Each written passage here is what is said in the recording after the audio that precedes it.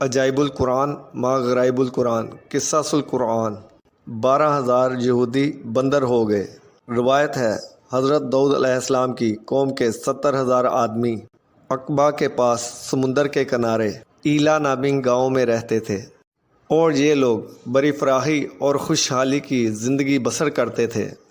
اللہ تعالیٰ عز و جل نے اس قوم کا اس طرح امتحان لیا، سینچر کے دن مچھلی کا شکار ان لوگوں پر حرام فرما دیا، اور ہفتے کے باقی دنوں میں مچھلی کا شکار ان پر حلال فرما دیا۔ مگر اس طرح ان لوگوں کو اللہ تعالیٰ عز و جل نے آزمائش میں مبتلا فرما دیا کہ سینچر کے دن سمندر کے کنارے پر بے شمار مچھلیاں آ جاتی تھیں اور دوسرے دنوں میں نہیں آتی تھیں۔ تو شیطان نے ان لوگوں کو یہ ہیلا بتایا کہ سمندر سے کچھ نالیاں نکال کر خشکی میں چند حوض بنا لو، اور جب سینچر کے دن ان نالیوں کے ذریعے مچھلیاں حوض میں آ جائیں تو نالیوں کا منہ بند کر دو، اور اس دن شکار نہ کرو، بلکہ دوسرے دن آسانی کے ساتھ ان مچھلیوں کو پکڑ لو۔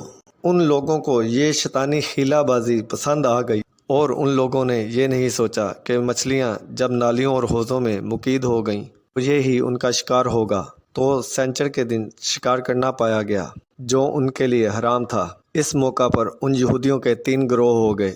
نمبر 1، کچھ لوگ ان میں ایسے تھے جو ان لوگوں کو اس شیطانی ہیلا سے باز کرتے تھے اور خود بھی اس شیطانی ہیلا سے باز اور بیزار رہتے تھے۔ نمبر 2، اور کچھ لوگ تو اس کام کو دل سے برا جانتے تھے مگر خاموش رہتے تھے، دوسروں کو منع نہیں کرتے تھے، بلکہ منع کرنے والوں سے کہتے تھے تم لوگ ایسے لوگوں کو کیوں نصیحت کرتے ہو جن لوگوں کو اللہ تعالیٰ عز و جل ہلاک کرنے والا یا سزا دینے والا ہے۔ نمبر 3، اور کچھ وہ سرکش اور نافرمان لوگ تھے جنہوں نے اس حکم خداوندی کی علانیہ مخالفت کی اور اس شیطانی ہیلا کو مان کر سینچر کے دن شکار کر لیا اور ان مچھلیوں کو کھایا بھی اور بیچا بھی۔ جب ان نافرمانوں نے منع کرنے کے باوجود شکار کیا تو منع کرنے والی جماعت نے کہا کہ اب ہم ان نصیحت کاروں سے کوئی میل ملاپ نہ رکھیں گے، اور انہوں نے گاؤں کو تقسیم کر کے اس کے درمیان میں ایک دیوار بنا لی اور آمد و رفت کا ایک الگ دروازہ بھی بنا لیا۔ حضرت داؤد علیہ السلام نے غضبناک ہو کر ان شکار کرنے والوں پر لعنت فرما دی۔ اس کا اثر یہ ہوا کہ ایک دن خطا کاروں میں سے کوئی بھی باہر نہ نکلا، تو ان کو دیکھنے کے لیے کچھ لوگ دیوار پر چڑھ گئے، تو کیا دیکھا کہ وہ سب لوگ بندر کی شکل میں مسخ ہو چکے ہیں۔ اب لوگ ان مجرموں کا دروازہ کھول کر اندر داخل ہوئے تو وہ بندر اپنے رشتہ داروں کو پہچانتے تھے اور ان کے پاس آ کر ان کے کپڑے سونگھتے تھے اور زار و زار روتے تھے، مگر لوگ ان بندر بن جانے والوں کو نہیں پہچانتے تھے۔ ان بندر بن جانے والوں کی تعداد 12,000 تھی۔ یہ بندر بن جانے والے لوگ صرف 3 دن زندہ رہے، اور اس دوران وہ نہ کچھ کھا سکے اور نہ پی سکے، بلکہ یوں ہی بھوکے پیاسے سب کے سب ہلاک ہو گئے۔ شکار سے منع کرنے والا گروہ ہلاکت سے سلامت رہا، اور صحیح قول یہ ہے کہ دل سے برا جان کر خاموش رہنے والوں کو بھی اللہ عز و جل نے ہلاکت سے بچا لیا۔